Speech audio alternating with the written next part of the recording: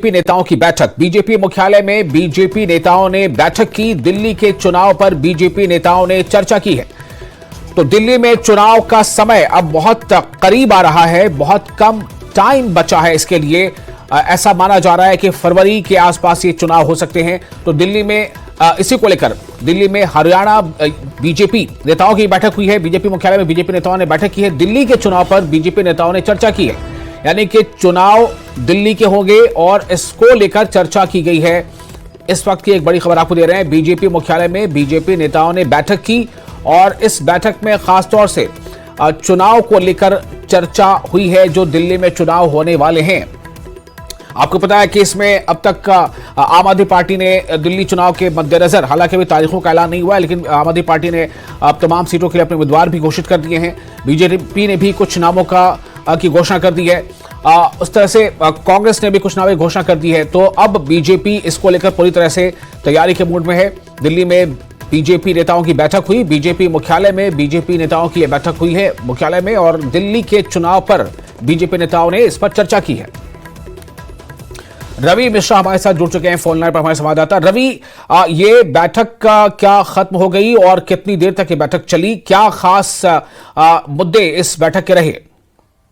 तकरीबन 3 घंटे ये बैठक चली। आपको बता दूं कि दिल्ली बीजेपी ऑफिस में ये बैठक हुई और साफ तौर पर कहा जाए तो आगामी विधानसभा चुनाव की तैयारियों को लेकर यहाँ पर एक महत्वपूर्ण चर्चा आज होते हुए नजर आई। आपको बता दूं तमाम दिल्ली बीजेपी के नेता तो इस बैठक में मौजूद थे ही। इसके अलावा आपको बता दूं कि पड़ोसी राज्य हरियाणा से भी काफी मंत्री और पार्टी के नेता, बड़े नेता कद के नेता यहाँ पर पहुंचे और तमाम लोगों की बता दें आपको कि जिम्मेदारी दिल्ली विधानसभा चुनाव के मद्देनजर लगाई गई है। आपको बता दें दिल्ली एक ऐसा शहर है जहाँ पे तमाम लोग, समाज, जाति, वर्ग, व्यक्ति विशेष का समावेश आपको राजधानी दिल्ली में मिल जाएगा। ऐसे में पूर्वांचल वोट बैंक की बात कर ले आप, जाट समुदाय की बात करें और पंजाबी समुदाय की बात करें, तमाम लोगों का यहाँ पर जमावड़ा है। और इसके मद्देनजर तमाम ऐसे नेताओं को जो पार्टी में ब्लॉक लेवल, बूथ लेवल पर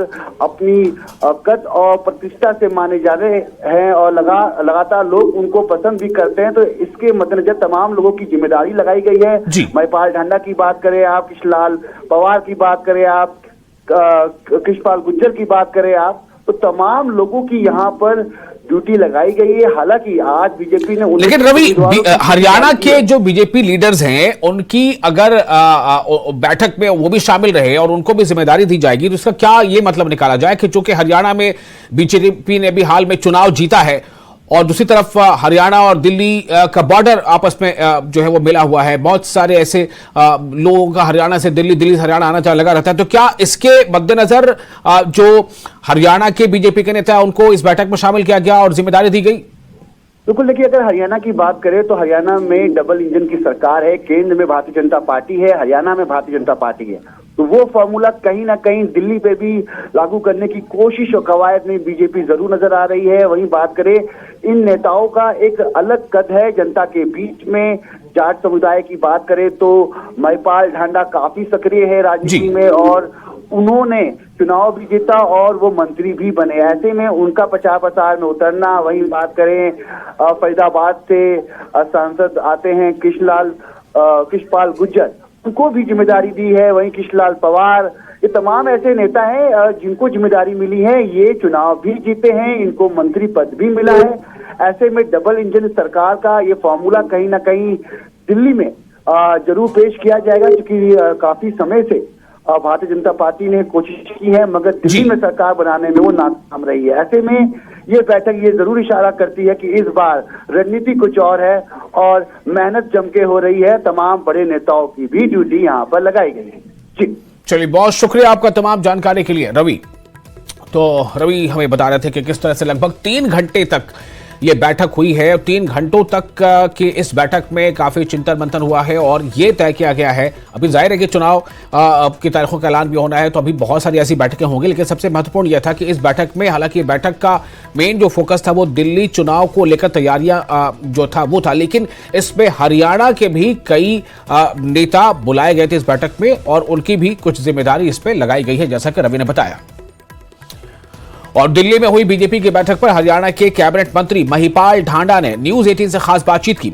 उन्होंने बैठक को लेकर क्या कुछ कहा है, ये आपको सुनाते हैं। महिपाल ढांडा जी से बात करेंगे। महिपाल ढांडा जी, किस तरीके से दिल्ली चुनाव में आप ड्यूटी करते हुए नजर आएंगे और किन किन क्षेत्रों में जाने का विचार किया इस बार? देखिए, पश्चिमी दिल्ली की 5 विधानसभाएं हैं, उनमें काम करने के लिए पार्टी ने जिम्मेवारी दी है।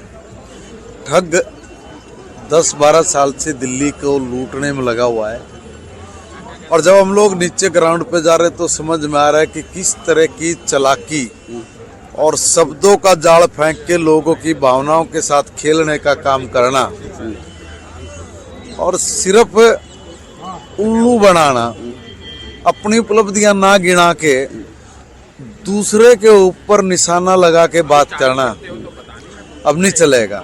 जनता कह रही है कि इस चोर को भगाना जरूरी है। किन क्षेत्रों में जा रहे हैं इस बार? मतलब क्या दिल्ली के किस एरिया? तिलक नगर है, मादीपुर है, राजौरी गार्डन है, हरिनगर है, 5 विधानसभा है। अच्छा, एक सवाल ये कि कांग्रेस कह रही है कि आम आदमी पार्टी 2100 रुपए नहीं दे पाएगी, बीजेपी क्या कह रही है? अभी कांग्रेस का दिवाला पिटा पड़ा है। हाँ।